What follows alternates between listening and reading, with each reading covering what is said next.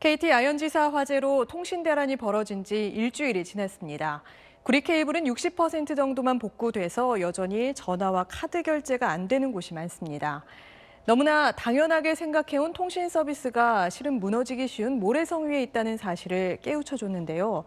많은 것들이 연결돼 있는 초연결 사회가 한순간 끊겼을 때 얼마나 쉽게 위험에 빠지는지 되새겨봐야 할 대목입니다. 김민정 기자입니다. 따로따로 떨어져 있는 것들은 하나가 위험에 빠져도 다른 것들은 영향을 받지 않습니다. 무사합니다. 그러나 서로 연결돼 있다면 얘기가 다르죠. 안전하던 것들도 위험에 빠지게 됩니다. 연결의 정도가 영향을 주고받는 정도가 클수록 더 위험해집니다. 초연결 사회는 위험 사회입니다.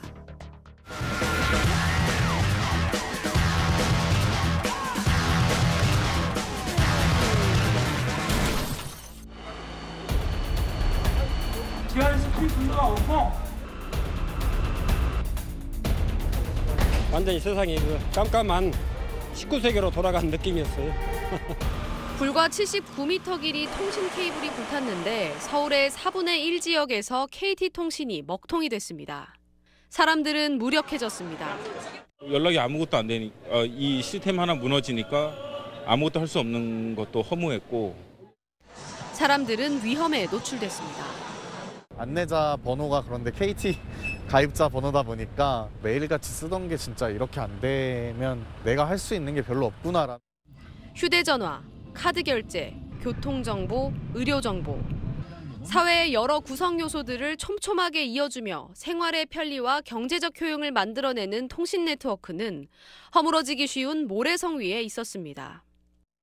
통신구 길이가 500m가 안 된다는 이유로 화재의 무방비 상태였습니다.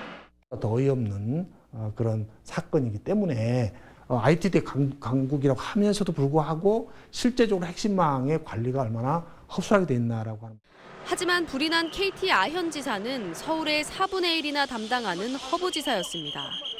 연결망의 몸집이 클수록 망 중추에 닥친 위험이 초연결 사회 전체의 위험으로 더 크게 확산한다는 사실이 이런 사고는 실증에 보여주고 있습니다.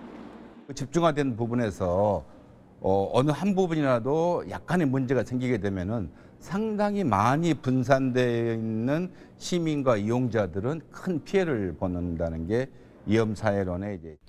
아현지사보다 관할구역이 훨씬 넓은 곳에서 당장 대처하기 어려운 사고가 난다면 그 피해 규모를 가늠하기 어렵습니다. 어쩌면 이번 사고는 초대형 사고의 전조일 수 있습니다. 그래서 연결망의 어느 한 선이 끊어지면 다른 선이 바로 대체할 수 있도록 하거나 다른 선으로 돌아가 이어지게 해야 합니다. 한 회사가 막기 어려우면 다른 회사망이라도 곧바로 끌어다 쓸 수 있어야 합니다. 통신사들이 민간 영역이긴 하지만 통신은 공공의 안전을 위한 공공재라는 관점에서 해법을 짜는 데 머리를 맞대야 할 겁니다. SBS 김민정입니다.